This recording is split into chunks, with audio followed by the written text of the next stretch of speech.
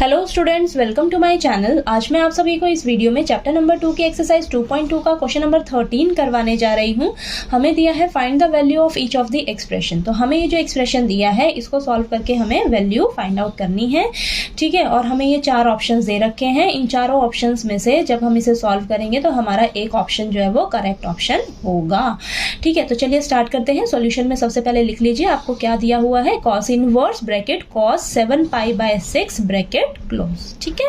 तो यहाँ पर बच्चे गलती क्या कर सकते हैं, कॉस इनवर्स कॉस आपस में कैंसिल कर देंगे तो उन्हें आंसर क्या मिल जाएगा 7π/6, जो कि ये ए ऑप्शन है, ठीक है। तो ऐसा आपने बिल्कुल नहीं करना है, ठीक है। सबसे पहले आपको ऐसे क्वेश्चंस दिख जाए तो आपको ना दिमाग में रेंज याद आ जानी चाहिए, ठीक है, कि इनवर्स ट्रिग्नोमेट्रिक फंक्शंस की रेंज क्या होती है आपको वो अच्छे से लर्न होनी चाहिए, ठीक है। तो यहाँ पर आपको कॉस इनवर्स की रेंज पता होनी चाहिए। तो कॉस इनवर्स की रेंज क्या होती है आपके पास 0 से लेकर पाई, ठीक है। 0 से लेकर पाई के बीच में आपकी वैल्यू होनी चाहिए, ठीक है। तो जब आप इसे कैंसिल करोगे तो हमें क्या मिलेगा 7π/6, और 7π/6 आपका किसके इक्वल होता है एक बार जरा चेक करिए। 7 × 180/6 यानी कि ये कैंसिल होगा 30 आएगा, और 7 3 21 यानी कि 210, ठीक है। तो आपके पास 210 डिग्री आया, जो कि इसमें तो लाई कर ही नहीं रहा है। तो यानी कि ये जो है आपका रेंज में लाई नहीं करेगा, ठीक है। इस रेंज में 0 से लेकर पाई के बीच में ये जो वैल्यू है नहीं लाई करेगी, ठीक है। तो अब इसे आप कैसे सॉल्व करेंगे वो ध्यान से समझिए, ठीक है। तो यहाँ पर आपके पास जो 210 है ना, इसको आप कैसे लिख सकते हो। इसको हम ऐसे लिख सकते हैं 180 + 30 डिग्री, ठीक है। ऐसे लिख सकते हैं ना, 180 + 30 डिग्री किसके इक्वल होगा आपके पास 210 डिग्री के होगा, ठीक है। यानी कि 180 डिग्री को हम क्या लिखते हैं, पाई लिखते हैं, 30 डिग्री को हम लिखते हैं π/6 लिखते हैं। और इन दोनों को जब आप सॉल्व करोगे, ऐड करोगे ना, तो आपके पास सॉल्व होकर आएगा ये 7π/6। इतनी बात क्लियर हुई आपको, ठीक है। तो हम क्या करेंगे, इस 7π/6 की जगह ना ये यूज करेंगे, ठीक है। तो यहाँ पर लिखिए आप कॉस इनवर्स ब्रैकेट कॉस, तो यहाँ पर 7π/6 की जगह हम लिखेंगे पाई + π/6, ठीक है, कोई दिक्कत नहीं। अब नेक्स्ट स्टेप में आप क्या करेंगे, अब यहाँ पर देखिए इसके यहाँ पर इसको सॉल्व करके हमारे पास क्या वैल्यू, यहाँ पर आप क्या समझ रहे हो कॉस पाई + π/6, यानी कि 180 डिग्री में जब हम कुछ ऐड करते हैं, जब हम कुछ ऐड करेंगे तो हम किस क्वाड्रेंट में पहुंच जाएंगे, थर्ड क्वाड्रेंट में, ठीक है। तो आपको सभी क्वाड्रेंट में पता रहना चाहिए कि ट्रिग्नोमेट्रिक फंक्शन का साइन क्या होता है, किस क्वाड्रेंट में हमारा जो ट्रिग्नोमेट्रिक फंक्शन है वो पॉजिटिव होता है और नेगेटिव होता है, ठीक है। तो 180 प्लस कुछ करेंगे तो हम थर्ड क्वाड्रेंट में पहुंच जा रहे हैं, और थर्ड क्वाड्रेंट में हमारा सिर्फ tan और cot पॉजिटिव होता है, बाकी सभी फंक्शन हमारे नेगेटिव होते हैं, ठीक है। यानी कि इसको सॉल्व करके हमारे पास जो आएगा वो क्या आएगा, माइनस का cos π/6।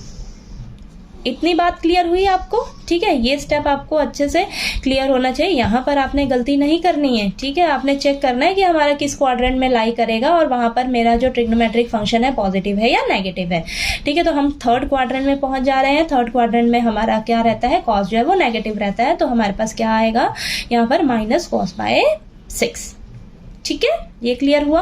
अब नेक्स्ट स्टेप में आपने कॉस इनवर्स कॉस आपस में कैंसिल नहीं कर देना है, ऐसी गलती नहीं करनी है आपने, ठीक है।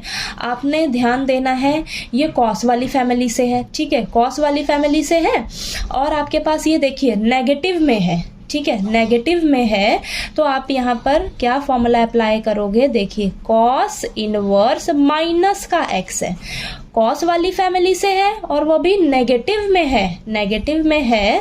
तो यहाँ पर हम क्या करते हैं, इसको तो पहले आप ऐसे साइड में कर दीजिए, ठीक है। नेगेटिव में है तो हम इसको कैसे लिखते हैं, पाई में से लिखते हैं, ठीक है, पाई में से माइनस करके लिखते हैं, pi minus cos inverse x, ठीक है। ये चीज क्लियर हुई आपको, ठीक है। तो यहाँ पर हम क्या करेंगे, अब यहाँ पर हम ये वाला फॉर्मूला अप्लाई करेंगे, ठीक है। देखिए कॉस इनवर्स माइनस का x समझिए ये पूरा है, ठीक है, कॉस इनवर्स -x, तो हम यहाँ पर क्या लिखेंगे, आप ऐसे लिखिए pi minus cos inverse x. ये हमारा पूरा क्या है, कॉस पाई बाय 6 क्या है हमारा, एक्स है। ठीक है, तो यहाँ पर हम लिख लेंगे कॉस पाई बाय 6।